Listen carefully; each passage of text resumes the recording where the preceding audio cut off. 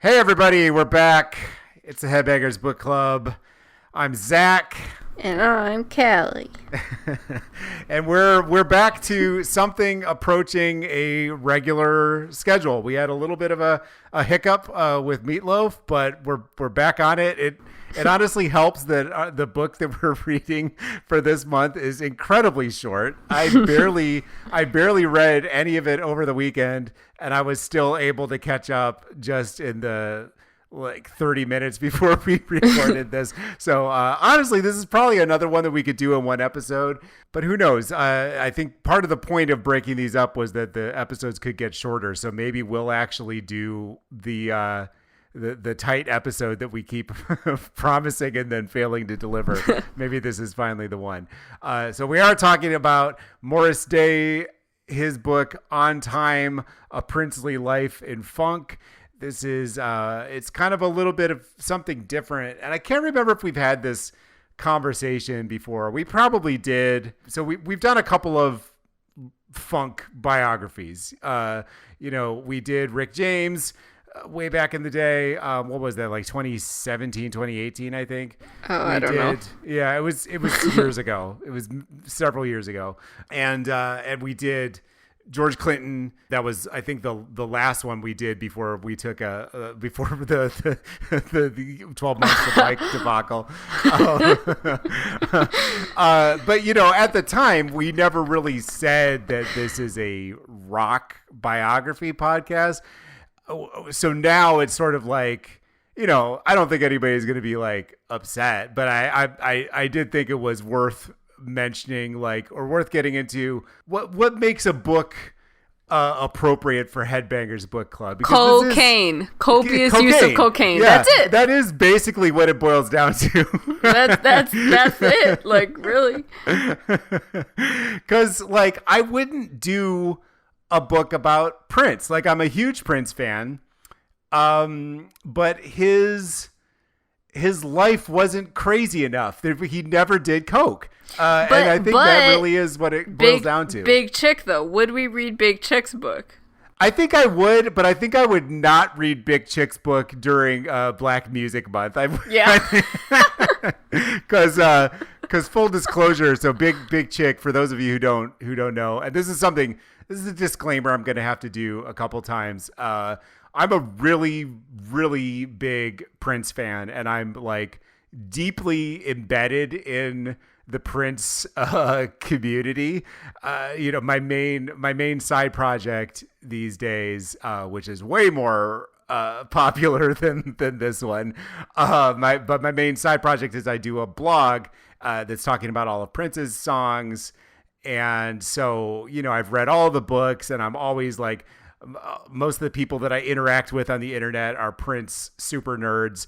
And so I'm going to try really consciously to not take for granted that everybody knows everything about Prince. So there's going to be times during this podcast where I have to kind of back up and explain myself a little bit. So this is the first of those times. Big Chick. You're probably familiar with them unless you know just nothing about Prince, because Big Chick is the guy. He's the Santa Claus looking guy that would carry Prince around at various events. I think that it was the Grammys or something like that. There's some famous award show, American Music Awards. I don't know.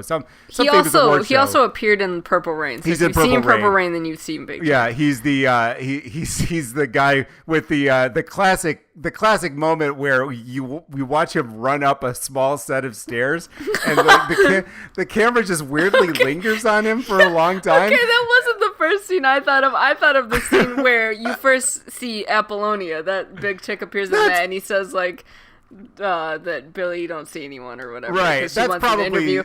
But technically the you're more right. Iconic scene. No. Him slowly and laboriously running up the stairs, and then the camera just and you hear click, click, click, click. Yeah, I just think it's so funny because Purple Rain. That's one of my favorite scenes. Yeah, it was directed by a film editor. And it's the one thing that you can say about Purple Rain, the performance is not great, the script not great, but it's mostly a very well edited movie, but there's just a couple of cuts in it that are so weird that I always think about. And the first one is Big Chick running up the stairs for what feels like an eternity. And it's not a long set of stairs. It's the stairs to a stage. So there's like 3 steps, but you see him take every one of those steps. I want to go on YouTube and see if someone made like some supercut or something, and it's like Big Chick runs up the stairs for 10 minutes. Yeah. So that's one, and then another one. There's several cuts where you can tell that that Jill Jones, you can tell she had a much bigger part of the movie, because there'll be parts where the camera like lingers on her for a second, and it's like she's obviously going to say a line, and then it cuts. And when she just like has a dog, yeah. And I later found out it's because there was supposed to be a whole scene where she gets a dog or something, but in Purple Rain you only see the part where she like goes outside to talk to a kid, and she just has a dog with her. Right. Yeah. Yeah. So anyway, Big Chick, the guy who runs up the stairs in Purple Rain, and also is the doorman at the club. In that order. Exactly. He wrote a book, self-published, obviously, because who's gonna publish Big Chick's book? And it's called White Slave. Oh my, I forgot that's what it was called. And they had to the members of the Big Chick estate or whatever it is had to apologize, because it came out, after the whole like George Floyd thing, and so everybody was super sensitive now about stuff, and so they had to be like, no, we didn't literally mean white slave. It's called a white slave because he was on cocaine, and also he was Prince's slave, his white slave. So it's a good double meaning. I get it. Right. But it's also like, even before 2020, summer 2020, wouldn't you look at that and be like, maybe this is not the best idea for the could maybe workshop it a workshop it, and it's like, and I'm desperate to read this book at some point. Like, I absolutely want to do it. I didn't know you haven't read it yet. I haven't, no, because but all I know about it is it's called White Slave. I know that it's like borderline libelous in how much it throws other members of Prince's entourage under the bus. Like, from what I've heard about it, it's like Peter Criss level libelous. So this is like the perfect book for Headbangers Book Club. Like, that's it. Libelous, it's and cocaine. Right. So like, if you want like a platonic ideal of what we read, it would probably be Big Chick's book, which we haven't gotten to yet, but I'm sure we will at some point. So that's the part that's more important to me. And it just happens, I think this kind of ridiculousness is obviously more prevalent in rock music. It's country music is up there. Country music is up there. Sorry, I'm just going to interrupt real quick. White Slave is $4.99 on the Google Books or whatever. Yeah, I mean, it's gonna happen. It's just a matter of time. But I'd also like to mention, I'm gonna put it in my want to read file. I'd also like to mention that Morris Day's book, I bought that not Google Books, Apple Books or whatever. Yeah. I bought Morris Day's book for $2.99, so it is $2 more than Morris Day's book. I don't know if that's. I mean, I'm gonna buy it, but yeah.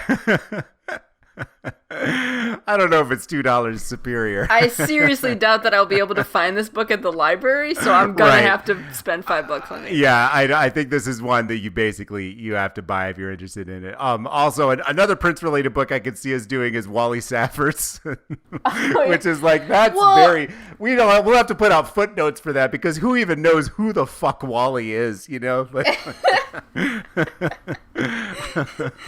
Alexander O'Neill's book too. Yes, that's kind of that definitely fits the bill as far as cocaine goes. Cocaine and just like general foolishness. So yeah, that's the recipe. The genre of music matters less than the amount of excess involved. I think that's the main consideration that goes into it. And there has to be something kind of like larger than life about the person. And yes, Prince is in many ways larger than life, but in like an iconic sense.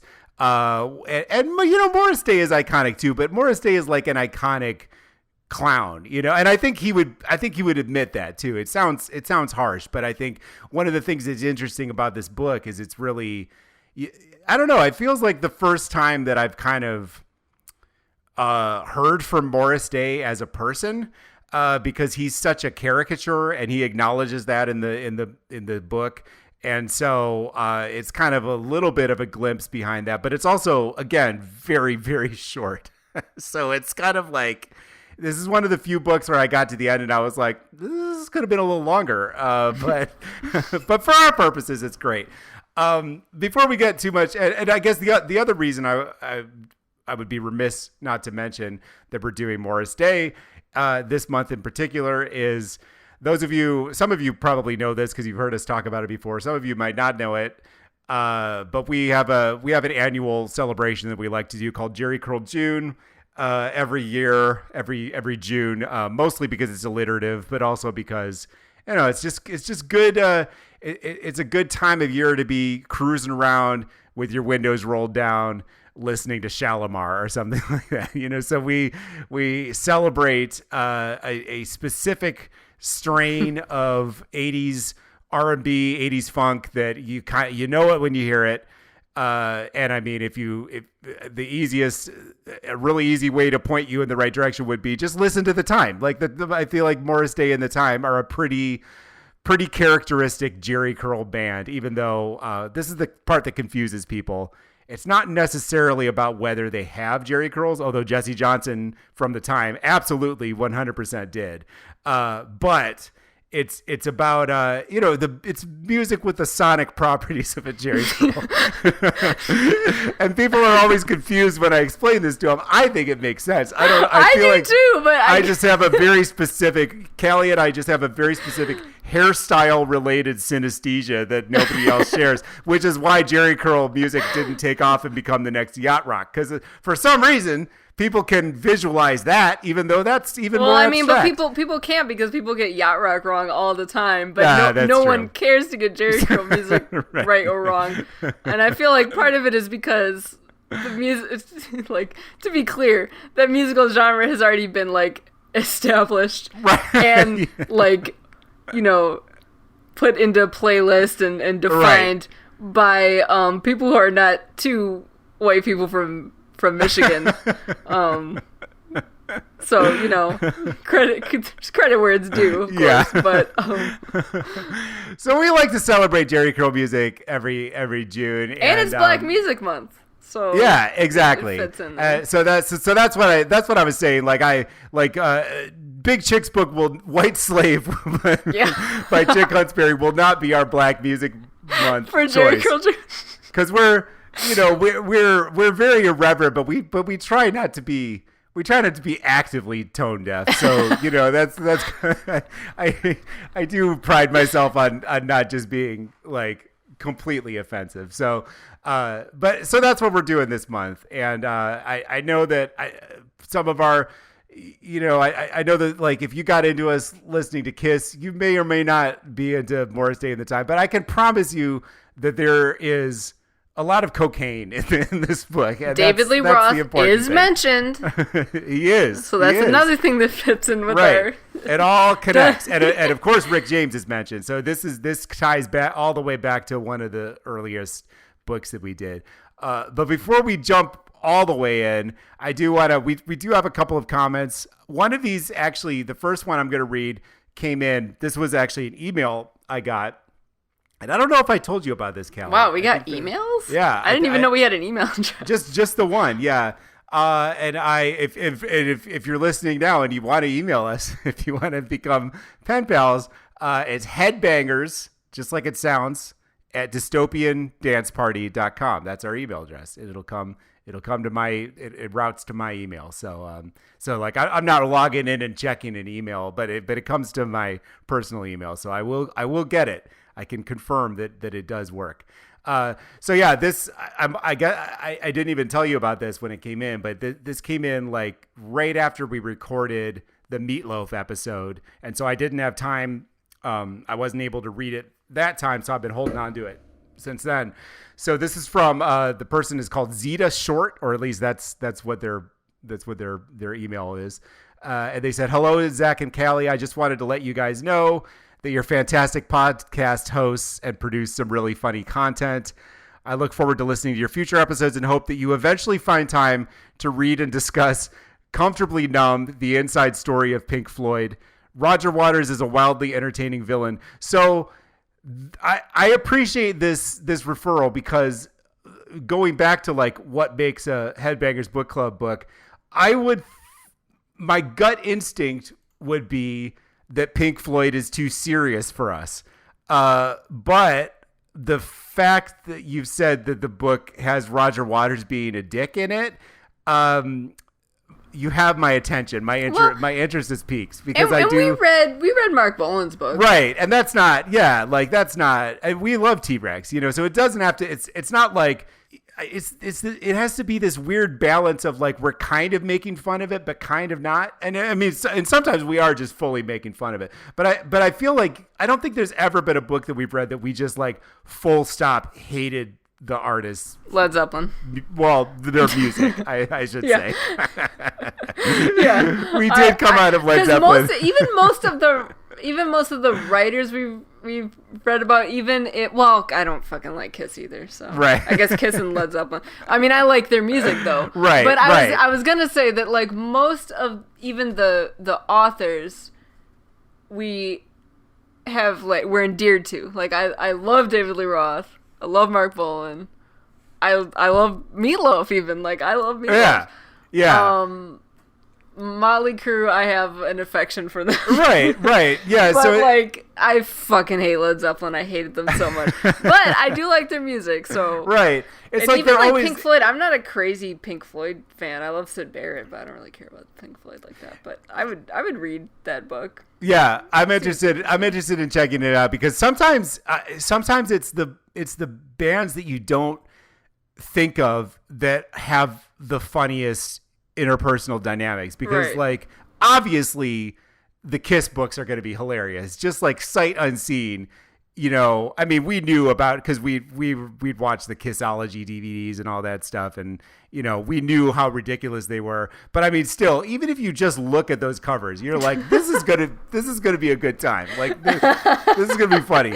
But like the Eagles they have the funniest band history ever. Like sometimes I'll just watch, they have a documentary called History of the Eagles, and sometimes I'll just watch that and just like laugh. It's like Spinal Tap to me. And you wouldn't think that, because their music sounds like white noise. So I know, exactly. It's like you would think that they're the most boring people ever, but they're literally like playing a show and threatening each other to say, like, talking while they're playing the song about how they're going to beat each other's asses as soon as they come off the stage. Is there an Eagles book? I mean, I guess we could just do a review of the documentary, like we kind of did with the Dirt. I'm sure there is. Yeah, I think we need. So yeah, we'll definitely take that into consideration. And thank you. It's always nice. It's always nice to, I truly don't do this because I want people to blow smoke up my ass, but I'm also not going to tell you not to. Like, it's always nice to hear nice things, especially since literally we don't ever think that anyone listens to this. We are just doing it as an excuse to hang out, I feel like. Yeah. And for the first 3 years that we were doing this, the comments we were getting were uniformly negative. So it's this weird thing when you're like hear nice things, it's like you don't know how to react. So we got a couple more comments from the usual suspects. I'll start. I think this is roughly in order. This is from our Meatloaf show. So Marty White responding to the Dred Zeppelin conversation. He said, I was 19 in 1993 when I heard Dred Zeppelin's version of Stairway, sung by an Elvis impersonator and a dude with the stereotypical reggae voice. I thought it was hilarious, so I bought the album. I thought it was moderately amusing, but quickly forgot about it until Callie mentioned them. They are like, I feel like they are very much like a 90s relic. You know what? And since then, I actually, not going to say that I'm a fan, but I did look them up, and it was pretty funny. Yeah. He continued. So I went back and gave it a listen. I'm 48 now, probably way outside of your target demographic. I don't know. No. You'd be surprised. You'd be I surprised. don't think so. 48, the Reggae Zeppelin what is bit our target demographic? I don't even know. I don't think we have one. I think it's us. Yeah, and I'm 38 and you just turned 30. So, a little bit younger, but I wouldn't say way outside. And I've also, I feel like I've been old my whole life. I'm just kind of coming into it now. He said the Reggae Zeppelin bit with a fat Elvis just didn't hold up. It is a weird concept. So I do have to, I almost feel like I have to listen to it because I'm like, how does this even work? I looked at some videos on YouTube. I mean, yeah, it is very, very 90s. But I've also been really nostalgic for the 90s lately, so good times. So he did clarify he's not a fan. He goes on to say, I'm going to paraphrase this next bit. He goes on to say that not a fan of white reggae, which I think we can more or less agree. I don't know. It depends. Yeah, Informer by Snow is a banger. But Snow was harder than most of those reggae guys. Yes. he wrote Informer in jail. Yeah, I guess.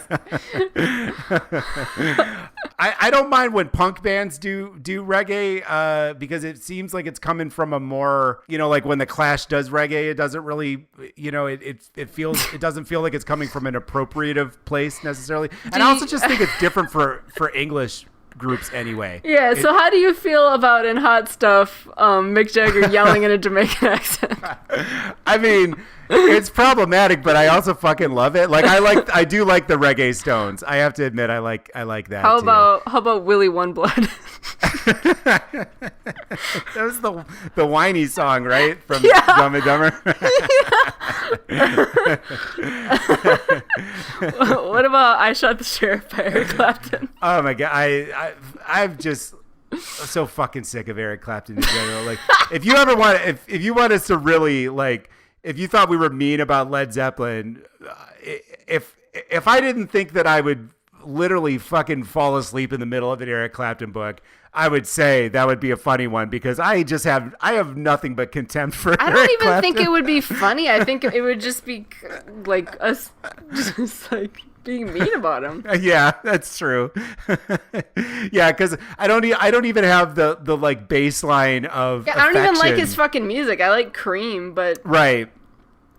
I don't care for any of Eric Clapton's solo stuff. Another regular listener, Humongous. He said about Meatloaf, this one was a lot of fun. I laughed my ass off. Thank you. It was fun to record. Sometimes when you're recording them, you just know that like this one's going to be. I don't really know that I felt that for this one because I also felt like we were kind of neither of us, we barely remembered the book. I don't know. I had fun. But it was Meatloaf. but I remember when we were talking about wanting to get COVID from Meatloaf. That was one of the hardest I've ever laughed at our own. Because believe it or not, even though I do, obviously we do laugh a lot at ourselves, which is a point of contention for some people.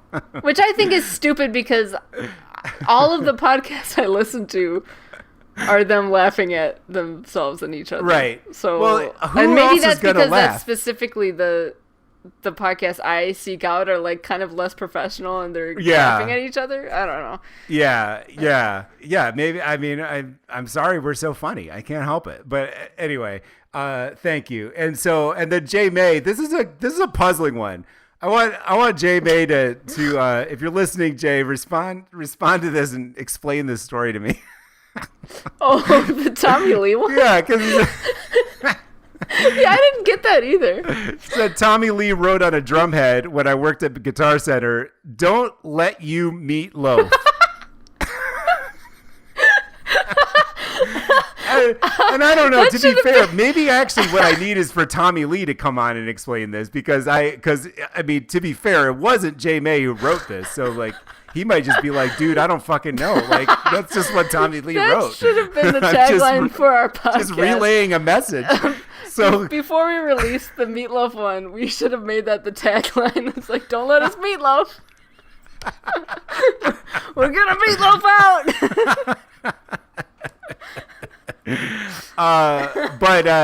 But yeah, that's amazing. I think this is my favorite. So I originally, I was gonna give the favorite comment of the episode to Zeta Short, but they live in New Zealand, and so they were like, "You don't have to send me a sticker," which is nice.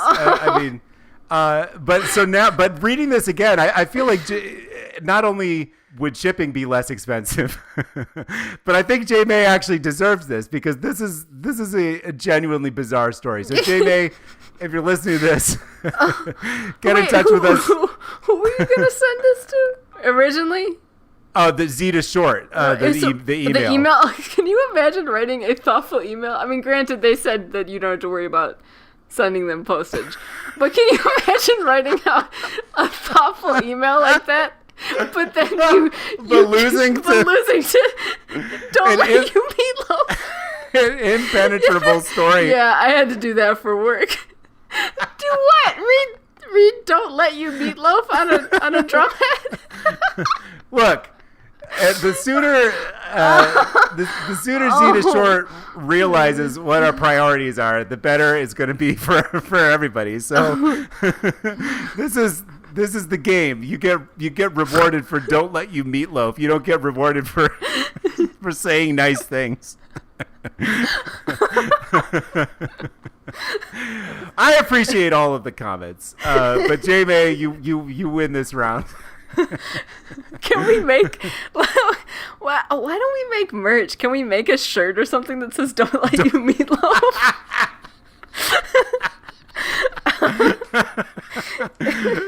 We should.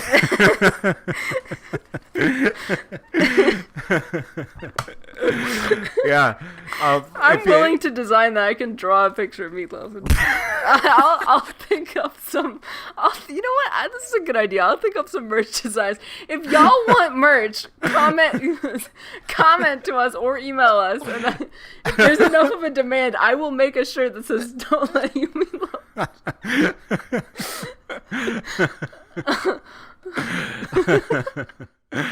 All right. So this is not going to be a short episode. It's just going to be an even less focused one than usual. So now let's talk about Morris Day. Don't let us meatloaf. Let's You're letting us meatloaf, people.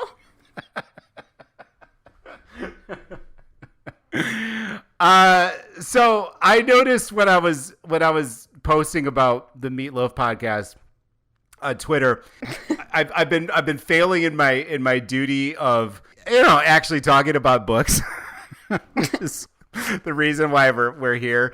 But I didn't mention the ghostwriter or the co-writer for Meatloaf's book. I kind of have to mention the co-writer for Morris Day's book, because it's David Ritz, who is probably the biggest music biographer, certainly for black music. He's like the white guy that every black person goes to when they want to write a book. He wrote probably his first like canonical text was Divided Soul by Marvin Gaye, which he co-wrote with him. He also wrote books about, Jerry Wexler of Atlanta Records, Rick James, yeah, B.B. King, the Neville Brothers, Janet Jackson, Buddy Guy, R. Kelly. 2012. Are we gonna read that one? I don't know. I mean, it's debatable whether what R. Kelly did is actually any worse than a lot of these guys from the 70s. Whoa, so, Led Zeppelin. Yeah, like, yeah, I mean, honestly, I guess I can't say that R. Kelly is off limits. So we'll think about it, because there's definitely that's gonna be some, like, say what you will, I'm all for. Was it called cancel R. Kelly? Mute R. Kelly. Mute R. Kelly. I'm all for that. I think he should be muted. Yeah, he should. Yeah, absolutely. But am I gonna sit here and say that he doesn't fit the Headbangers Book Club profile? I would be a liar if I. I mean, yeah, especially since we just read Led Zeppelin. Right. Yeah. And that's what's crazy to me. Like, obviously Led Zeppelin are like kind of past their prime to where it's even like realistic to mute them, because what the fuck are they even doing? Right. But like they were some child groomers and yeah, rapists. they're very lucky that they were active in the 70s and not really any decade since the 70s. It's really they were definitely they came at the right time for that kind of stuff. And they're the right color, but right, yeah, very true. I mean, even R. Kelly got away with it for years. Right. Anyway, not to start this episode with a fucking bummer. You know who we haven't even talked about Morris Day yet. You know who didn't have sex with teenagers, at least in his book, Morris Day. Yeah. So Morris Day co-wrote this with David Ritz, and so I think this is probably, this book is definitely it's professional. It's well done. It's not Stairway to Heaven. It's not Richard Cole.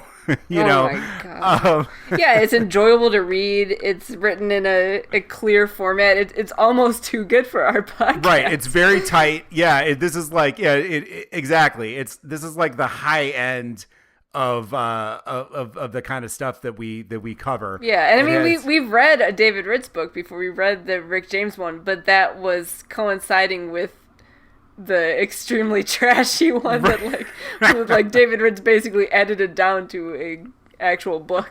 Right, something that's like palatable for people to read. So in this case, we just got the sanitized version from David Ritz. It's I already mentioned it's a very short book. I feel like it's clocking in at basically just a hair over 200 pages. Again, I think it could be a little longer. But I'm also, I'm like I said, I'm like a Prince scholar. So I want details, and maybe the market couldn't support a book about the guy who held up the mirror I guess he didn't hold up the mirror. He was the guy who had the mirror held up to him. I would read a Jerome Benton book, though. Yeah, I would too. I'm not gonna lie, I would read that also, especially for all of I'd want at least a handful of chapters on Under the Cherry Moon. 100%. So yeah, maybe they were like, well, let's keep it short. I also think you can really, the subtitle of the book is A Princely Life in Funk. And so it's very much leading. I mean, like on the cover of the book, it's just Morris. They didn't do a picture of him and Prince together. I think there is one on it's the first page piece. Yeah. So, it didn't take long for them to get to that. But this is very much a biography about Morris and Prince. And he's self-aware enough to know that nobody would want to read a Morris Day book if it wasn't for Prince. This came out 3 years after Prince's passing. I think it probably couldn't have come out before Prince's passing, because knowing Prince, he probably made Morris sign a non-disclosure agreement. So it's mostly Morris's story, but with a hefty dose of Prince, to the point that somewhat controversially, when this book came out, Prince co-narrates the book from Beyond the Grave. And I remember this getting a mixed reception among the people who read it and who I saw responding to it online. I don't know. What do you think about Ghost Prince? Let's start there. I think it's corny, but I like it. I'm enjoying it. It's stupid, but it doesn't bother me. Like, I'm already reading a Morris Day biography, so I expect there to be a level of corniness, right? And I feel like the way it's written, it doesn't sound like he uses it. I mean, obviously it's throughout the book, but I feel like the lines that Prince's voice has in this are so like minimal, almost like is very sparing, and I feel like they're enough in his voice from what I understand Prince to sound like, and I didn't know him as well as Morris Day, obviously, but right. I feel like it's done in such a way that it's not like he's putting like a whole bunch of words in his mouth, so it doesn't seem in bad taste to me. Yeah, I feel I feel the same way. It doesn't, like, you know, I'm not gonna die on the hill necessarily, but I think that their back and forth is entertaining, and it's sort of like I don't know, it's almost like he's dramatizing their dynamic by showing it to us and not just telling us.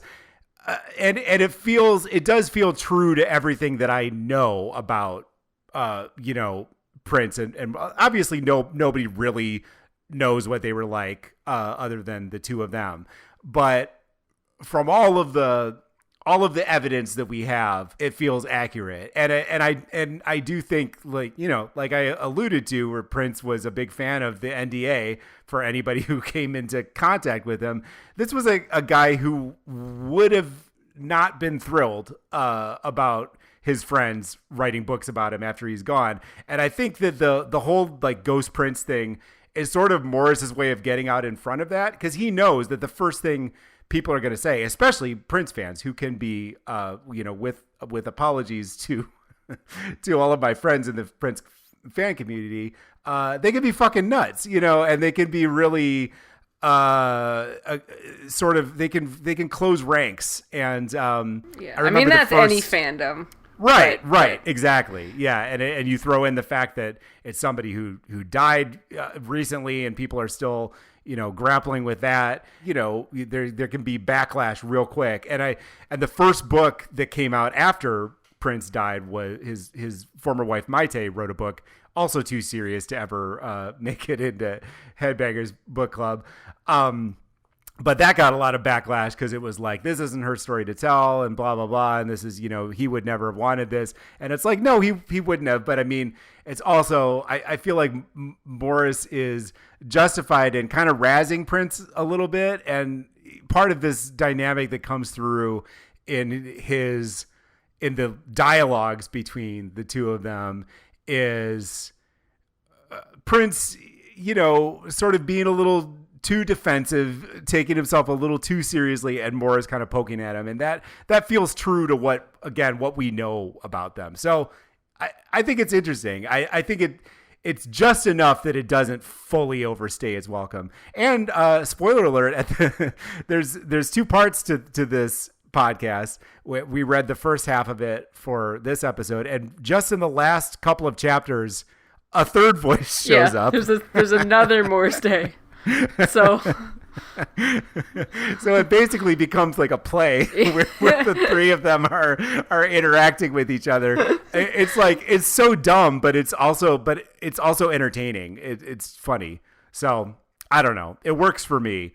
It doesn't bother me either, but like, I feel like we're on the same page about this too. And a lot of the stuff that people say, like, Prince would never want this. Like I agree to a point. I don't want to be disrespectful to his memory or like his life, but I feel like he's gone now. I feel like he doesn't care as much about like earthly goings-ons as he did when he was alive. Right. I would certainly hope that if there is an afterlife and Prince is in it, that he's not sitting there thinking about the NDAs that he made people sign. Like, I would like, that would be a really grim vision of the afterlife. And I also just feel like he meant a lot to the people who liked him, and it's like, I want to hear that music. I want to read about him. I want to know this person. Like, he's really, really important to me, and I'm really thankful to have pieces that he personally did not feel like people should hear or see of himself, but I'm happy to have it. Like, I feel like now, like, he's bigger than his earthly presence anyway, so it's like, yeah, I want to open the vault. I want to hear that music.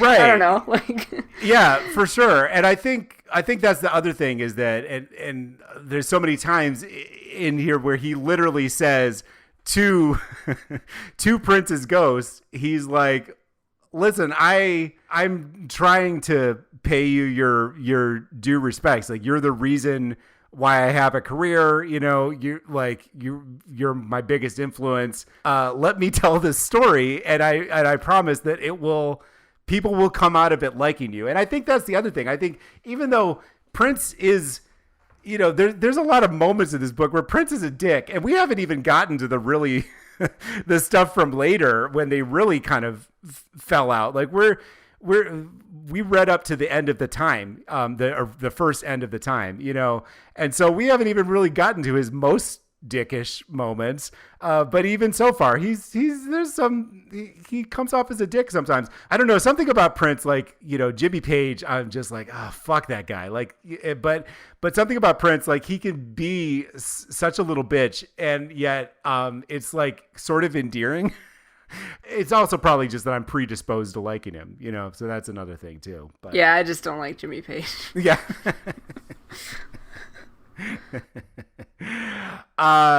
So we got the dialogue. We start, obviously, there's a chapter on his childhood, born in Springfield, Illinois, ended up going to Minneapolis. Let's see, when did he go to Minneapolis? It was when he was a kid, and I think his mom broke up with his dad because he was... Oh yeah, we had another abusive dad. Yeah, when he was 7, it looks like. Okay. Yeah. So it says 1964, when I was 7, Mom decided that despite her excellent position as an RN at St. John's Hospital, Hamner, his father, had gotten too dangerous. Was it his father or was it his stepfather? That was his stepfather, I believe. Yes. So his father was out of the picture, his stepfather. So it sounds like, once again, a part of this is because we're idiots and we don't really do our research. But part of this is also that, Morris Day had a tangled upbringing. And there's a part coming up that is like, I literally had to read this passage multiple times, and I still don't fully understand what the situation was because it's so wild. So after him and his mom leave the stepdad and go to Minneapolis, they move in with his mom's cousin. I'm going to try to figure this out in real time. They move in with his mom's cousin in Minneapolis, Aunt Regina, who is married to the brother of Morris Day's biological father. So his dad was named Dickie Day, and Regina's husband was named Spike. They have 6 kids. Morris and his mom are renting the top floor of their house. He also has 2 brothers, or two siblings. Morris's mom and Spike have an affair, and then also, so wait, I'm already confused. Well, let's see. Let's just read it. Regina and Spike had 6 kids. We rented the top floor of their house, so there we were, 9 kids running around. So yeah, there was 3. I think it was Regina and Spike, 6 kids, and then Morris and his 2 siblings. The adults were doing some running around of their own. Turned out Uncle Spike worked at a gas station owned by Joe, I don't know how to say this last name. Buckleton? Yeah, I don't know. A hustling brother. For some reason, I did not expect to have to say that. when I said, let me read this aloud. A hustling brother whose other properties included a supermarket in the hood, a car detailing shop in St. Paul, and a small office complex, plus a partnership in a prostitution operation. Not to mention moving drugs while handily hijacking trucks. Joe was busy, so was Uncle Spike, who wound up with Joe's wife. So okay, so Aunt Regina's husband hooked up with Joe's wife, who he was employed at a gas station with. Yes, and also a prostitution operation. And then Joe hooked up with Morris's mother. Yes. Okay. So it wasn't a direct swap, but it was still like an incredibly tangled situation. And then there was this whole petty crime in the middle of everything. It's wild. It's a wild scenario. So yeah, he boils it down here. Spike, my father's brother, was now betting my future father's wife, while my future father was betting my mother. It's crazy. Yeah, and then the reason why Morris's biological father was out of the picture was because he had cheated on someone while he was in the armed forces or whatever, right. And so they had ended up together. And then he got the Hamner was the abusive stepfather, and then this. Yeah, and this has a serious undertone to it too, obviously, because he says betrayal and spouse switching is confusing enough for adults, but imagine what it did to 10-year-old me.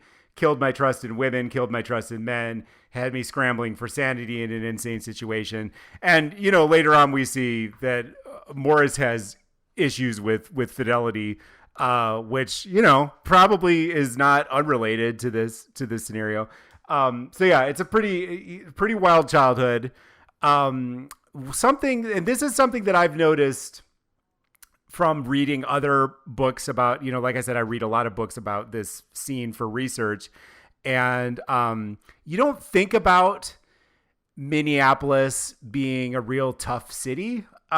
Maybe more so now because, you know, we know about all of the police violence and stuff like that. But, you know, growing up, I always thought of Minneapolis as a pretty middle of the road, middle American kind of city. And you know, Prince had a tough-ish upbringing, but he was pretty middle class. Like he, all things considered, had a more stable family situation than, you know, a lot of, than Morris, certainly. But reading this book and also reading Brown Mark or Mark Brown from the Revolution also came out with a book a couple of years ago. And he was like involved in he was basically pimping at one point, which is hilarious to think about Brown Mark being a pimp, but he was basically embroiled in some kind of trafficking women scenario. So like Minneapolis has a rough side to it. So I thought that was interesting. I never would have guessed just from, you know, the stereotypical things you know about Minneapolis. Oh, you should mention this because you mentioned it to me, but his mom invented the Mall of America. Yeah, I mean, that's all that needs to be That's said. pretty much it. It's just kind of mentioned. Like, I guess Morris is talking about his mom had like ideas and stuff, and she, here it is. She had a notion that Minneapolis could support the biggest indoor mall in the world. It was a whole vision. She drew it all out on paper. There were diagrams and architectural renderings. Mom, who also wrote movie scripts and short stories, had this brilliance she wanted the world to recognize. She found a congressman who would listen to her and finally got a meeting with a real estate investor. He looked at her plans for the mall and didn't laugh. And then basically never got back to her, and they put the Mall of America up. So Mall of America was Morris Day's mom's idea. So she invented the Mall of America but did not get any kind of credit for it, which sounds, you know, sounds about right. So I don't doubt it. Another thing I guess that comes up is Minneapolis was never supposed to be the like end point for them. They were originally going to go to California, and the idea was that they would just stop over at Regina's house, and that obviously didn't happen. And so it like later in the book, Morris gets out of Minneapolis as soon as he can. You know, Prince very famously stayed there, and Morris, like, as soon as the time breaks up, he's like, fuck this, I'm going to California. So that talks about meeting Prince. I thought this part was funny that so he was going to North High School in Minneapolis. I don't know like how important this is, but basically Minneapolis has a very, very tiny black community that was even tinier in the 70s, in the late 60s, early 70s, when Prince and Morris and all those guys met. And so there were basically concentrations of black neighborhoods on the north side and like the south and sort of like middle of the like downtown area of the city. And Prince kind of bounced between the two because his parents were divorced. So he would live sometimes on the north with Andre Simone, who was in his band, and then sometimes he would live more downtown with his dad. At this point, he was going to Central High, which was kind of like obviously central, not on the north side. Morris was at North High. So he goes to see a show at Central High, and this is the first time he sees Prince. And he says his visual impression was a huge afro blown out to the max, black turtleneck sweater, a pair of wacky bell bottoms, and pink woolen girl gloves with the fingers cut out so you could string your guitar.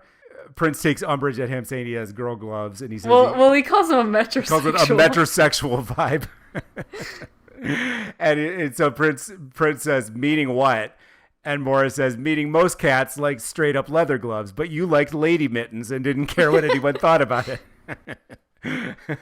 So they go, you know, there's a couple of moments, and there's one really bizarre. Do you remember the part where he talks about Prince having him put makeup on his back. Yes, I just read that today and I made a note of it. I didn't know what the fuck that meant. Like, what makeup? It's Just like so pancake? weird. I guess, yeah. I guess it was just like stage makeup. Here, I think I noted that one. Let me see. Yeah. So this is like the last part that we read. I think this is one of the last chapters. It was either 12 or 13 or 14. But he's talking about at the beginning of when they were touring before Morris Day was a musician with Prince, when he was their videographer or whatever, and like the stuff that Prince would make him do on tour. And it was like one time that he like, I didn't even understand this, maybe because I'm not a man, but like he just had a girl there and he kind of like paraded her in skimpy dress in front of Morris, right, and acted like he wanted to, like, Morris to talk to her. So Morris did, and Prince seemed happy about it. Like they were kind of like sharing girlfriends. And then later Morris Day like had that same girl with him in like the hotel room or whatever, and Prince got mad and called her down or whatever. Right, which so sounds like a characteristic Prince story. Yeah. And then, but then it just kind of like apropos of nothing after that. It said, here's another super strange scenario. During that same tour, you asked me to apply makeup to your back. All this was happening when I had not yet been granted my position as musician. I was still your videographer, still a gopher. I didn't see myself refusing any reasonable request. Was this request reasonable? And Prince's voice says, don't make it seem like it wasn't. This was a moment where I really wish that it was an audiobook and the audiobook was read by Morris and someone mimicking Prince's voice. Yeah, because an AI recreation of Prince's voice. I can hear Prince saying, don't make it seem like it wasn't. Yeah. Morris says, I didn't know what to make of it. Still don't. All I can say is that it gave me the creeps. I didn't know whether I was being teased, tempted, or tortured. We never discussed it. And then Prince says, nothing to discuss. I don't know what this means. I really want to know what putting makeup on. Like, the only thing I can imagine is like concealer. Yeah, it must have been. Like, because you want under the stage lights. Right, yeah. And a Prince, of course, was, he had his shirt off, so he would need to put it on more than just his face. But yeah, this is one of my favorite. Maybe contouring too. Yeah, this is a digression. But one of my favorite genres of Prince stories is him making his straight male friends gay panic. And oh my God, there's such a. I don't know if we're ever going to read Brown Mark's book. I would consider it. I mean, based on the scant details you've given me, it seems like it would fit in. Yeah, I can't remember if he's ever done cocaine, but I think that the story fits. But my favorite part of it is the first time he's going to audition for Prince. Somebody told him because he's like a teenager, and some friend of his was like, Prince is gay, and he's gonna try to have sex with you, and so Bobby Z. Who's Prince's drummer? He's the guy. He's the guy who looks like basically a white Prince in Purple Rain. If you've seen that, Bobby Z picks him up and is like driving him over to Prince's house, and he's like, yeah, man, Prince is really interested in you. He's really gonna love you. And Mark is sitting there like sweating, thinking that Prince is gonna try to have sex with him. It's just like, it's so stupid. It made me laugh so much. So this reminded me of that. I don't know what to make of the makeup on the back thing either. I don't think Prince was trying to seduce Morris. But I guess it is like sort of a demeaning thing to ask somebody that that thinks of themselves as essentially their equal. And so, I mean, I guess real quick, before we go back to the story, I did want to echo your comment about, like, of all the books in the world that should be an audiobook, this, and I mean, okay, this is an audiobook. It actually, it does exist as an audiobook, but this actually, honestly, it kind of makes me mad.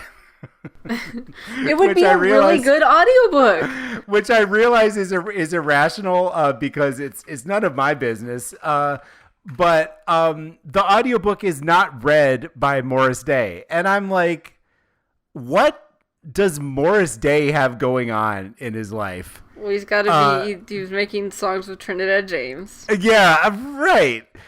It's read by a guy named Ron Butler, who I just clicked on his link on Amazon, and he mostly narrates black romance novels. Like there's a book here, At Long Last, Playa, book 4. There's Solid Soul and Night Heat, Forged of a Steel, books 1 to 2. Duty or Desire, which looks like a black cowboy romance novel, which is very interesting. Anyway, so I mean, I guess maybe in some ways this is a romance novel. Maybe he really makes you like puts you in the scene where Morris is putting the makeup on Prince's back. Yeah. But I just it just seems like of all the books, basically what I'm saying is like, if Sebastian Bach can carve time out of his busy schedule. Right. Yeah, and like the thing about it is I don't even want to listen to the audiobook. One, because it's $15, whereas this was like $3. Right. And also because I hear it in Morris's voice. Exactly. Like, it's so unless impossible Ron Butler is doing a full-blown Morris Day impression, nobody is gonna. You hear it like the whole book is written in Morris's voice, except for the parts that are written in Prince's voice. Like, yeah, and like very well done. It's really well done. Like, yeah. I definitely hear it in Morris Day's voice. Yeah, so it really just feels like a missed opportunity. I don't know, like maybe if enough of us if enough of us in the fan community can like we can commission, because Morris does those like cameo things. If we could just commission everybody get a line read, just a paragraph of the book, and then cobble it together. We can stitch it together. This motherfucker does cameo, but he can't read an audiobook. Yes, that's exactly. It's like it makes me angry. And I remember I was texting. I was going off on a rant about it to Callie, and you and for a split second you thought I was yelling. I was so heated about Morris not doing the. I was like, at work when we were talking about it, so I would like text you, and then I had to put my phone away because I had students coming in or whatever, and I can't remember if I like opened it and I only saw the last part of it, or if I read it like on the screen. Oh, the lock screen or whatever. Yeah, lock screen. Yeah, I was like, what the fuck is going on in your life that you can't read this damn book? Yeah, and I think this was after I said like, oh yeah, I'm not done with the reading yet. And so like, that's the last thing I had written, and then I was like, for like a split second, I was like, I thought you were mad at me because I didn't read the book. So yeah, I mean, I'm sure Cameo pays off that, or it's not even Cameo. It's like he does his own thing, but it's basically Cameo. It's just like Morris Day's independent version of Cameo that he does. Well, you know what? Sebastian Bach fucking does that too, and he read exactly, and he was able to make time to read the audiobook. So that's all I'm saying. Sebastian Bach also retweeted us, and Morris Day did not. So you know, you do the math.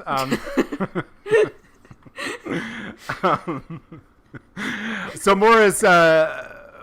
Morris sees Prince for the first time. He ends up joining his band. He's a good drummer. This is something that I feel like most people don't know about Morris Day, is that he's actually a really good drummer. Like, he's probably one of the I don't know about best drummers, because I'm not that musically. I don't really like think about like, oh, who had the best chops or whatever. But just by my ears, I think Morris Day is one of the funkiest drummers Prince ever played with. And he talks about, there's a couple of songs by Prince that Morris plays on the record uncredited. He mentions Controversy is one, which honestly I wouldn't rank as his best work. If you told me it was a drum machine, I probably would have believed you.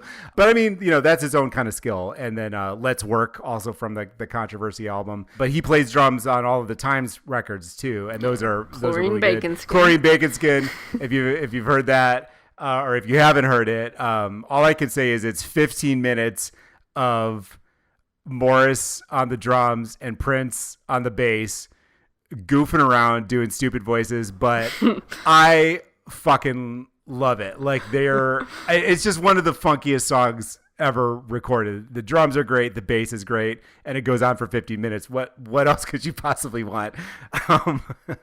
So Morris is a great drummer. Honestly, much better drummer than he is a singer, but he got famous for being a frontman. So he joins Prince's band that he has with Andre Simone, Grand Central. Things are going good. His mom is managing them. That's something I knew about this before, that Morris's mom briefly managed the group. So this is something that's kind of interesting, because I don't know if this is true. I think Morris certainly believes it's true, and David Ritz writes it as if it's true. But from my own research, this is the only time I've ever seen this said. So the story, as I've usually heard it, is that Prince is in this band, Grand Central. They're playing around Minneapolis, playing mostly covers, maybe some originals. They're like trying to get off the ground.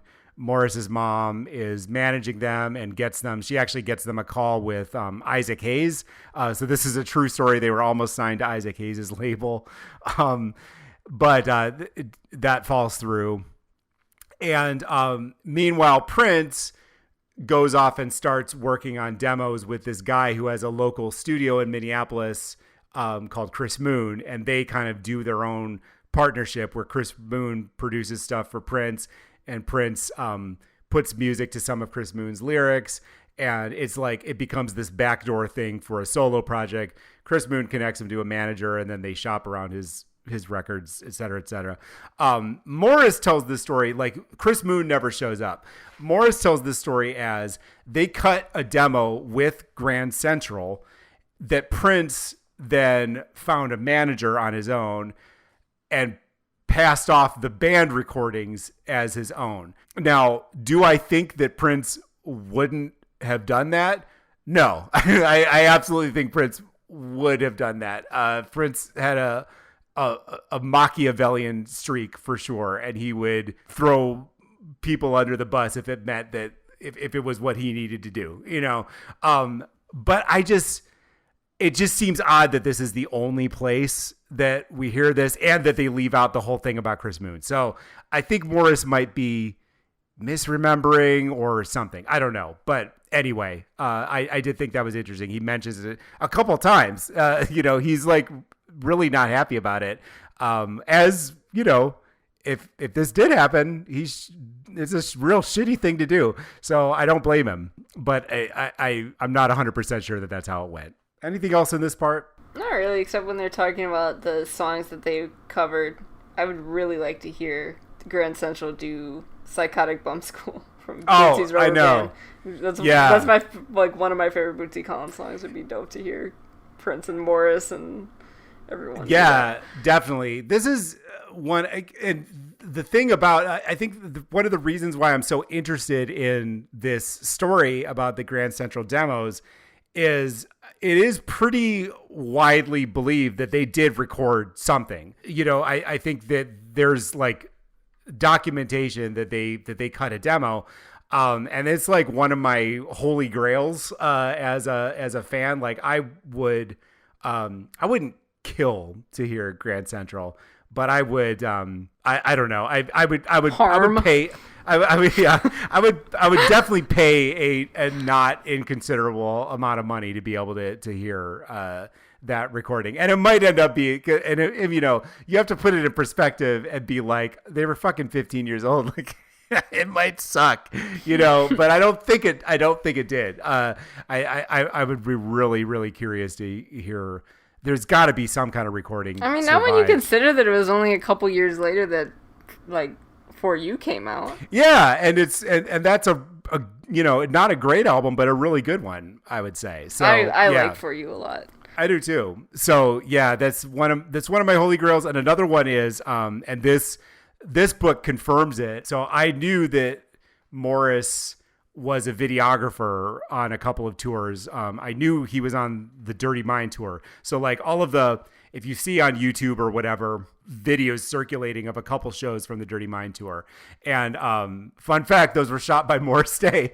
So that was always like a fun thing. I didn't know that, actually. I didn't even put that together when I was reading this. Weirdly. Yeah. But I was always like, I wonder if he shot anything from the Rick James tour. Because one of the big, like there's shows out there on the bootleg scene of, audio recordings from the Rick James tour, but they're from early in the tour before he started playing Head. But multiple sources, including Morris Day, have said that he started playing Head on that tour. Like there's an early version of Head that he was playing on that tour.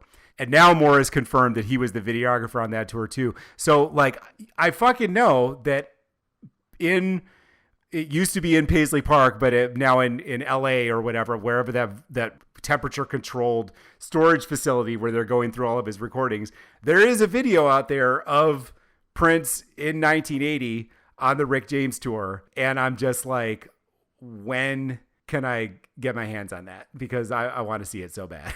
I would like a video of Morris Day putting makeup on his back. They actually taped over the Rick James tour footage. Yeah, it just cuts in the middle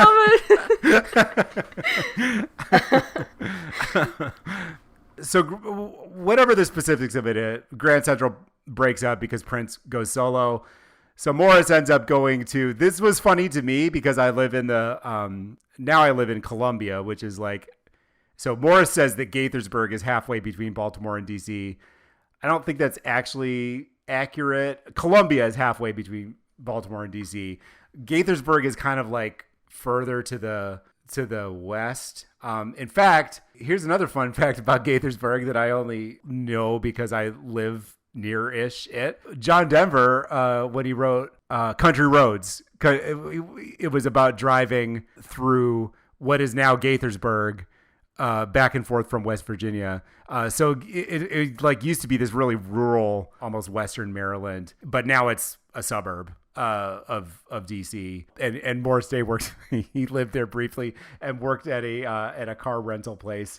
And there's some funny. It's that genre of story where it's like funny in a slightly humiliating way. Where the first time he hears Prince on the radio is while he's working at the car rental at where is it? Is it Sears? It's some shitty store. Montgomery Ward, that's what it is. So apparently Montgomery Ward had a car rental, and he hears Soft and Wet on the radio there, and he's telling his coworker like, "That's my boy. We played in a band together." And he's like, "Yeah, right. Like, if you played in a band with that guy, why are you working at a fucking car rental place?" So that was, he has this moment where he's like seeing Prince's career take off. And meanwhile, he's just kind of spinning his wheels out in Maryland. He ends up coming back to Minneapolis and trying to link up with them. He wants to be Prince's drummer, but Prince wants a white drummer, which was another point of contention. That's where Bobby Z got his job. Also, I don't have much to say about this, but okay, so he's in Maryland and then he goes out to San Jose, and while he's there, he works in construction. And I just want you to just take a moment and visualize that. Like imagine the cover of What Time Is It? The Second Time album, where he's like got his watch and he's pursing his lips. And now imagine him wearing a hard hat and holding a sledgehammer. And that's what I picture in my head when I think about Morris Day working construction. Oh, and he also works as a security guard. So now imagine that same picture, but he's got a blue shirt on and a badge and a little police cap. Oh, he also has a daughter at this point. Yeah, he had a daughter before he moved to Maryland. Yes, which you might wonder, like, why did we gloss over that? It's because Morris largely glosses over it.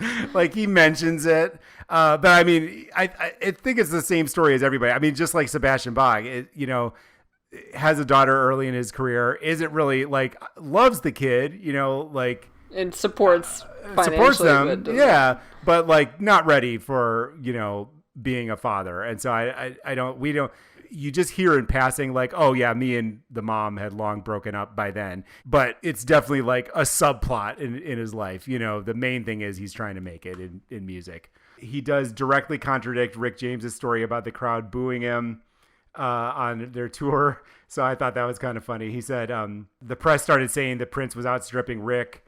Rick resented that. Later, he wrote that the crowd booed when they saw Prince in his bloomers. I didn't hear any boos on that tour. Rick also wrote about a drum battle between him and Prince when supposedly Rick kicked Prince's ass. I knew nothing about that. Yeah, so. I'm more inclined to believe Morris. Like, they're both just having read Rick James' books. I'm more inclined to believe Morris. Yeah, Morris seems like a more reliable narrator. I love Rick James, but right. I mean, yes, Morris did cocaine, but Rick James freebased. So I feel like if I was going to choose who had the most brain cells left, I would definitely go with Morris. And also just in general, like, he's unbiased. Wasn't Morris freebasing at one point? Oh wait, I think he does. Not to the degree that Rick James did. I think he actually might later. Now that I think, yeah, he does because his sister Sandy pulls him out. That was like one of the last chapters we read, though. It's not as extensive a part of the biography as right. Yeah, exactly. And this was a funny part. This is kind of what I was talking about earlier. When he says to the ghost of Prince, he's like, listen, man, that you're important. He's talking about the Battle of the Funk, and Prince interjects, looking back, who would you name the winner of that battle? And Morris says, there you go, tripping again. Do I got to name you the winner? Do I got to give you a gold medal for besting Rick? You got enough medals. Better to give Rick props. And he goes on to say, Rick deserves recognition. And Prince says, if you say so. But I'm glad that Morris Day said that, because I feel like a lot of people give Rick James shit. And I'm a Rick James apologist. I don't think he should have enslaved a woman for like several days and burned her with a crack pipe. But there's a lot of things that I cannot and will not apologize for Rick James. But in terms of the fact that I think he needs more recognition for his music, I agree with Morris on that. And I think it's easy. I think it's a really easy narrative to be like, oh, Prince destroyed him and just like what I've noticed a lot in books about Prince. They'll be like, Rick James was on his way out and Prince was on his way up, and it's like, that's true on the macro level. Like if you were to plot their respective careers on a chart, then yes, Prince's would be, the chart would be moving up. But Rick James, like, that was kind of a lull in his career, but that was before he put out Street Songs. And when Rick James put out Street Songs, that was the same year Prince put out Controversy, and Street Songs was the more popular of the two by a lot. And I would also say objectively it was the better album. I love Controversy. Yeah, but I think Street Songs is a better album. Track for track, Street Songs is a better album. Yeah. And also, and like Morris Day talks about this a little bit when he mentions Prince trying and succeeding to cross over. A lot of people talk about how Prince crossed over, but Prince was able to cross over because of the way he looked.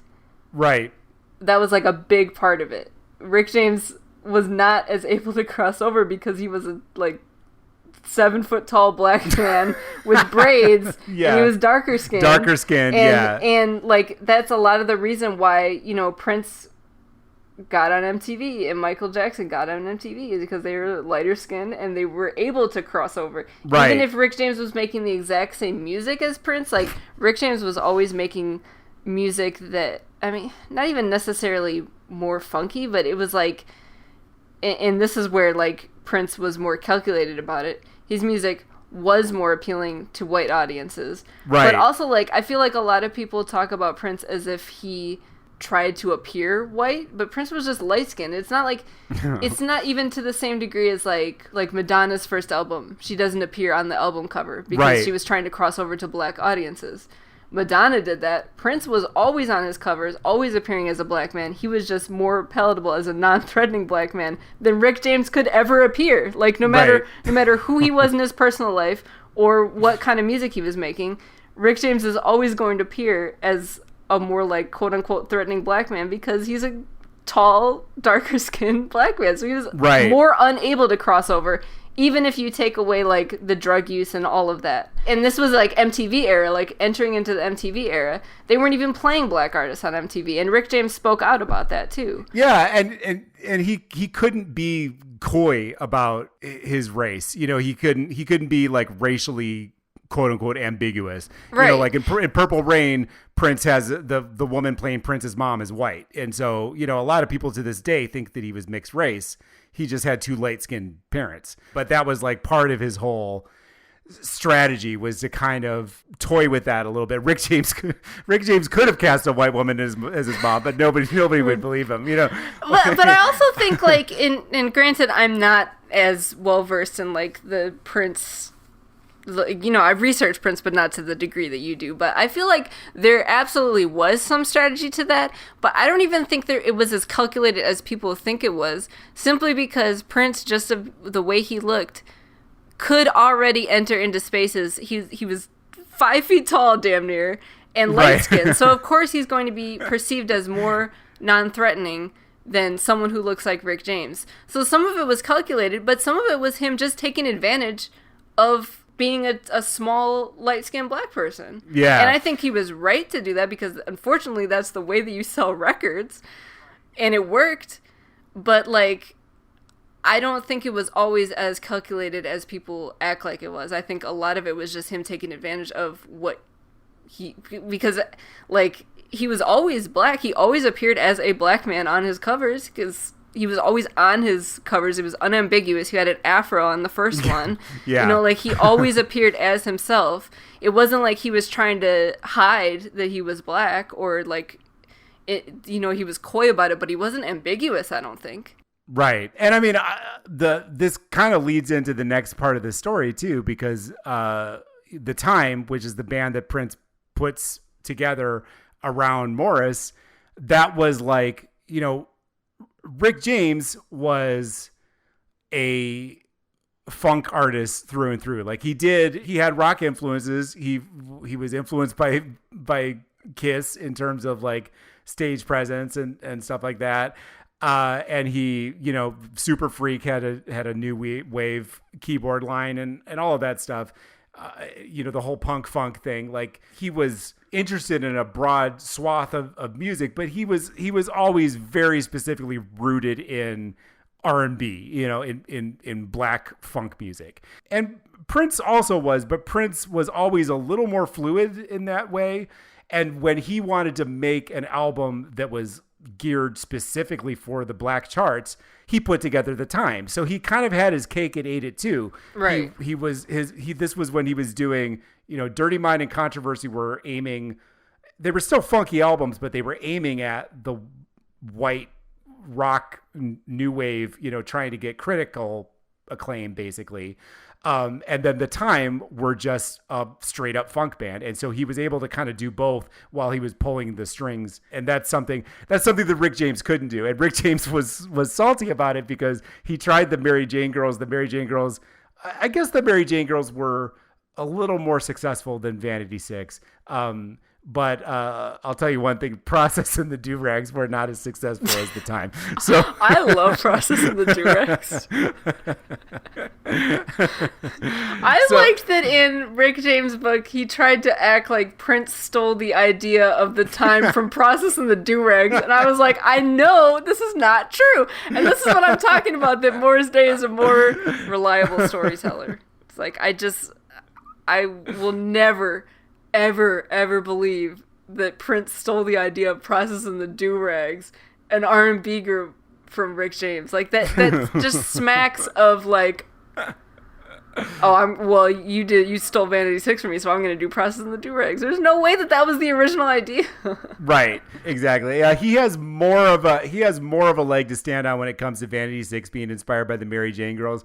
But like Morris points out in this book, Rick James did not invent the concept of a girl group. Right. So it's like, I feel like they were both maybe mutually inspired by, the Ikettes or even like, what was Ronnie Spector's? The Ronettes? The Ronettes, yeah. You know what's funny about, like, you were mentioning like how the time is really R&B influenced and like more geared towards like black audiences and black charts, is that Vanity 6, like Nasty Girl is a really funky song, but the rest of the songs on the album are really weird new wave music. Yeah. It's just interesting. Yeah, he was not as focused I feel like he was half trying to do like a mixed race Go-Go's, like a mixed race X-rated Go-Go's with Vanity 6, but then he also just had a club banger. Like it's a weird album. It's one of my favorite. It's one of my favorite Prince albums. Is the Vanity 6 record. I'm not going to say it's like his best, but it's one of my favorites. So real quick, the story of the time. I know we're running long as usual. Morris writes this song, or like a groove. Prince likes it. He ends up turning it into Party Up on the Dirty Mind album. It's the last track on the album. And because Prince's whole thing is that he writes all the music, that's like a big part of his image. He doesn't want to give Morris a co-writing credit. So he says to Morris, I'll give you a deal. I'll either pay you $10,000 for this and, just a one-time lump sum, and then I get the song, or I get the full, I get the publishing. You don't get paid right away, but I'll put a band together around you. And Morris, I think this ended up obviously being the right choice. He said, put the band together around me, initially with the thought that he was going to be the drummer. Now, this part has always confused me, and this book doesn't really shed any more light on it. So Morris is like, I know just the band. Flight Time, we used to play with them, when we were in Grand Central. Jimmy Jam and Terry Lewis, Monty Moore, and Alexander O'Neill, and Jelly Bean Johnson and Alexander O'Neill. So if he wanted Jelly Bean Johnson as the drummer, then how was he also going to play drums? Was this going to be like an Allman Brothers two drummers situation? And then conversely, if he wanted Alexander O'Neill in the group, how was he going to sing? And like the way Morris what tells, part does Morris play in this? I know. It's almost like he's explaining that he does not need to be in the time. Yeah. It's like, was he going to be Jerome and he ended up being promoted? Was he going to be Alexander O'Neill's Jerome? And like, it's even more confusing because the way Morris tells the story, him and Prince had already recorded the album, including his vocals. So they recorded an album with Morris Day singing all of the tracks, and then they were going to recruit Alexander O'Neill, and he would be singing all the tracks live. Like, I think people would notice. Can you imagine buying the Time album and then going to see them live and being like, why didn't this man sing on the album? I just always think about that part in Girl where Morris goes, girl. Yeah. Okay. So this is the funniest part because Girl. Okay. So Morris doesn't really talk about this because Morris doesn't really want to go as hard on his singing as I do. Morris did. He became a better singer. Even by the second album, he was a much better singer. But that first album, there's some rough moments. You could really tell that Prince was like teaching him how to be a singer in the studio. And I have a very distinct memory around the first Time album in particular, because I bought it on CD and I would drive around with it in the car. And I think you were visiting me once and it was just like on in the car. And the track Girl in particular, it's a ballad, but both Morris and so the other thing about the Times first album is that Prince is very, very clearly audible on every song. Like, he did not wipe his guide vocals at all. And I think I've read interviews where Morris Day calls it basically a duet album with him and Prince. And on Girl, Morris is very annoying because he's like growling the vocals. Like, he doesn't really know how to. I fucking hate that song. Yeah. And then, I don't even care about the time until what time is it? Yeah. Yeah. So Callie was saying, he's like, ah! and then Prince comes in the background and he's like,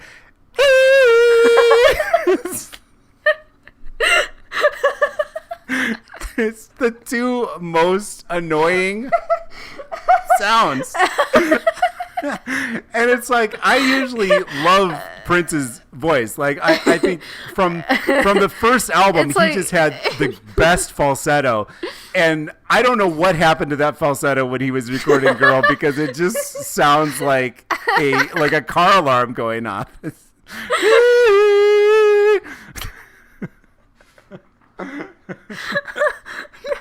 then every time we got in the car, it'd be playing that song. And it's one of those songs where it's more annoying the quieter it is, because of those high tones. They just like get under your skin. So I turned the car on and it.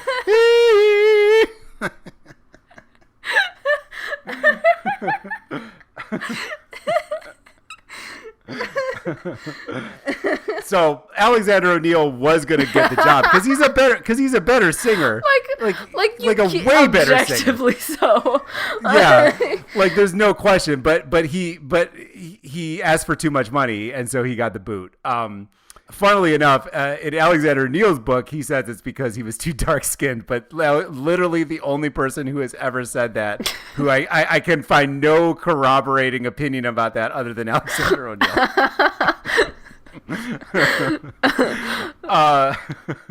So Morris ends up in the frontman role, and he talks about how Prince like helped him bring out this side of himself that he wasn't really, and you see pictures of Morris when he was younger, and he's just kind of like a little goofy guy with an afro. He doesn't have that like super cool pimp image that is built around Morris. And so I thought this passage here, it kind of says it all. Like, he says, Prince saw me as an extension of himself. I was his creation.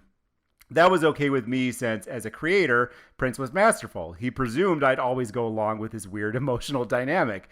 And for a long time I did. I'd have been a fool not to. Prince had already gotten over, and now he was trying to get me over. Why fight that? I didn't. Only later would I learn that ego merging is a messy business unless one of the egos is prepared to be swallowed up by the other. So you have to be willing to put makeup on the other guy's back, or else there's going to be problems down the line. But this is like the dilemma of and I think what makes this book interesting is that Morris Day has only ever, basically since he got famous, he's only ever been the character of Morris Day. When he went solo, he was the same guy from the time, making the same songs. I mean, even down to like Oak Tree is the bird, but you don't flap your hands. Your arms are higher. Yeah, yes, exactly. Like he's stuck to that template for his whole career, and even now, after like when he was acting, he was playing Morris Day, playing somebody, and even now that Prince is gone, he's still touring with Morris Day in the time. So like, this is his character for life. This is who he is in the public eye. But there's this added dimension of it where, this is true of a lot of people. It's true of Kiss. It's true of, like Alice Cooper always says that he had problems like not being the Alice Cooper character anymore. David Bowie, had a fucking meltdown in the 70s because of Ziggy Stardust. But the difference here is that Morris Day didn't create the Morris Day character. Prince did. So there's like this extra level of remove that I think creates friction between them, because it's also like sort of, I mean, I don't really believe in emasculation as a concept, but I think Morris Day does. Certainly when he was putting makeup on Prince's back, he believed in emasculation. So it's like, it's sort of emasculating for him, because he'll be like, he talks about like The Kid Can't Make You Come, singing about that. And he was like, I knew that this was Prince singing about himself, and I'm singing about it. And it's like, I'm sort of singing about myself, but I'm really singing about Prince. And it's like their egos are like intertwined in this way that just makes it unsustainable to be a grown man in that position, and be able to keep it up, like he's just this weird extension of Prince, like the Prince that gets to make funk music and dump women in garbage cans and get away with it, Well, and I think that's why, circling back to the way that this is written, I think that's why it makes sense to have Prince's voice in this book, because Prince made Morris Day, to Morris Day's own admission. So it doesn't make sense to talk about Morris Day's life and career without having Prince's voice in it, like posthumous voice. Yeah, because the Morris Day that we know is wholly and by his own admission an invention of Prince, to the point that you can hear, like Chlorine Bacon-Skin. You listen to Chlorine Bacon-Skin, Prince is doing this voice. I think it's technically supposed to be his producer persona, Jamie Starr, but it's basically like it's like a scratchier. It's like Morris Day's uncle, like, and he would do that voice when he would record songs for the time. This was just like, it's a character that he invented for Morris to play. Doesn't that voice also appear on Chocolate, later in the times? Because Prince recorded his own Chocolate like way earlier than Pandemonium came out. Yeah, but that exact guide vocalist still appears on Chocolate, but it's like another person that Morris Day is interacting with. Yeah. He like asks for the menu, and then you can hear Prince going, "Mashed potatoes, gravy, cranberry sauce." Yeah, unfortunately, that doesn't show up as a fourth narrator. They really they missed it. Jamie Starr should have been the fourth. I feel like we're running really long, so I'm gonna cut it short. I think the last story I definitely want to tell is so I'd heard the story before about the first time that Jerome held up the mirror. And it was just like a spontaneous thing while they were rehearsing. Yeah, the first time I heard it was in Tales from the Tour Bus. Yes. Yeah, there's a lot of overlap with the Tales from the Tour Bus. Well, David Ritz appears in that episode, I think. Oh, so it must have been while they were writing the book even. Yeah. Interesting. So yeah, I'd heard that story before. I had not, and the story about the watching the porn video on the tour bus and Morris not liking it because it was also a horror movie. and making them put on the Flintstones instead, and that became the inspiration for the bird. He definitely told that story also. Yeah. So their rehearsal spot is a club called the Young African American Society of Men, and he says it was run by a heavy cat called Weaver. Weaver wouldn't stand for no bullshit. Cross him and he'd knock your ass down with a single punch. He let us use his place with the provision that we not fuck up two things. The first was his juice machine. Don't ever touch it, he said. And the second was his titty lamp. Don't ever break it. We called it that because the base of the lamp was shaped like a pair of luscious female breasts. Long story short, when Jerome picks up the mirror and puts it back on the wall, he breaks the titty lamp. And also, somehow, they don't disclose how, but Jesse Johnson somehow messed up his juice machine. They do in Tales from the Tour Bus is because he kept making juice and drinking it. He kept drinking the juice from it. So even though they were explicitly told not to touch the juice machine, Jesse would just go over and make juice. The two rules. There were only two rules, and they broke both of them. Yeah, I have to watch that. I don't think I've seen it all the way through, so that must be why I forgot that. But that sounds like something. Jesse Johnson is definitely the kind of person that if you tell him not to do something, he's going to do it. That whole season is really good because Bootsy Collins has an episode. If you haven't seen the James Brown episode, that's really good. You should definitely watch that. We need to read a fucking James Brown. You want to talk about a Headbangers Book Club book? I mean, a car chase on angel dust with a shotgun, and his car riddled with bullets.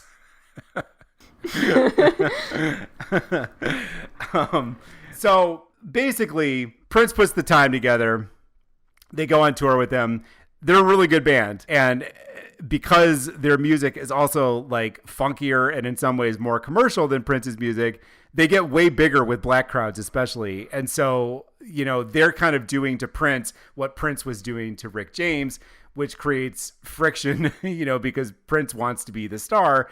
And this band that he put together is now upstaging him. So they don't last very long. The Jimmy Jam and Terry Lewis get fired after their second album. Probably the funniest story here is, and the most famous story is, there's a big food fight that breaks out at the end of the Controversy tour of course, Prince denied involvement. He blamed it on his band, which is some Prince shit to do. Like tell his band to do something and then be like, no, it was Dr. Fink's idea all along, you know, like fucking Dr. Fink is going to come up with it. But, so they like pelted the time with eggs during their set. And, my favorite was they handcuffed Jesse Johnson to a coat rack backstage. And so then the Time retaliate, and then another like classic bitch ass Prince move is he, after the Time retaliate, he's like, well, now you have to pay for all the damage to keep us, even though the shit was his idea. I like these stories because it's the same kind of like hotel and behind backstage debauchery. Like we read a little bit about that in the Sebastian Bach book where he had milk poured on him or whatever. It was like cold milk. But with the added thing that like Prince was so calculated that it's like it's almost like he wasn't even hurt by this at all. It's not like he was having pranks played on him as well. He wasn't like even in the same league as everyone else. He was just kind of like behind the scenes making people do stuff and then making them pay for it. Yeah.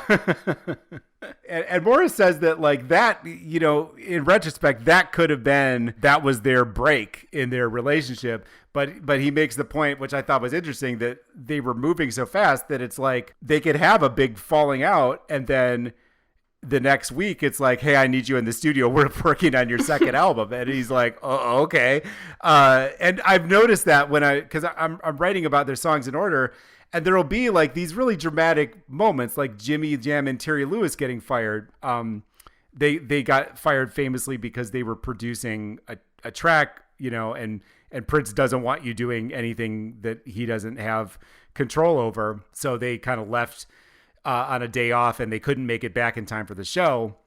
So when Prince finds out about that, then he fires them, or he has Morris fire them, but he's the one really pulling the strings.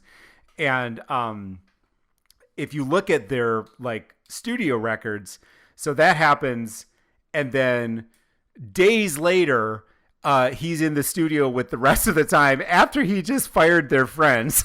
And he's like, come on, guys, why don't you want to record this new song I just wrote? And they're like, the morale is really low because they're like, what happened to Jimmy and Terry? And he's just like, forget about them. Like, I got this new song. It's you can believe that the pace was so fast that this kind of thing could happen. You know, all that being said, the Time breaks up. Like that's basically that's where we left off. I guess the other side of it is Morris starts doing cocaine. Yeah, and that's when the third voice, MD, becomes MD is Morris on cocaine. Yeah. Like that's basically and his voice is in bold, and is all of the stuff is just him saying how good drugs were. Yeah. So we left off a pretty clean dividing line. End of the Time, he's going to go solo. And that's where we're going to pick up in the second half of the book. Is there anything, I know we like gloss over some stuff, but I feel like those are the major beats. So yeah, Morris Day starts freebasing. He goes to rehab. I was half expecting Steven Tyler to show up at rehab just because anytime someone goes to rehab in these books, I assume that Steven Tyler is going to be there. He does not, unfortunately, though. And then he starts working on Color of Success. So this is where we're going to pick up next time, is with Color of Success, which I'm very excited about because I love that album. Yeah, I think in some ways the second book is more fun because these books are always a little bit better when things start to go off the rails. And Boris has started to go off the rails, but he's also very clearly on an ascension. He kind of steals the show on Purple Rain.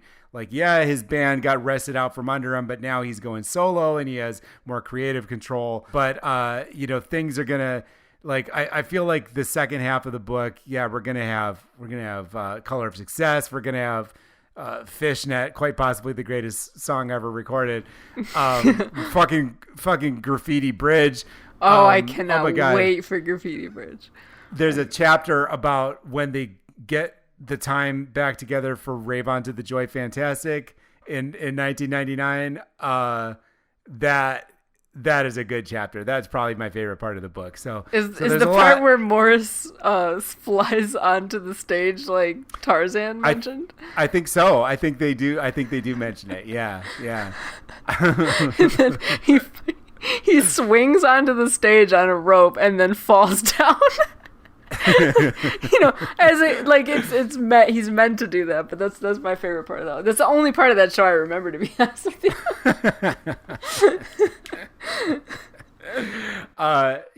So lots more to talk about. Thank you as always for listening. We'll be reading the rest of the book in just about, I think the episode will probably be going up in just about 2 weeks. So thank you so much for following along. We always, leave us your comments, send us an email if you want to. Again, it's at headbangersdystopiandanceparty.com. We're also on Twitter at HeadbangersBC or at Dystopian Tweets. You can reach us at either of those. We're also on Instagram at HeadbangersBC or Dystopian Graham.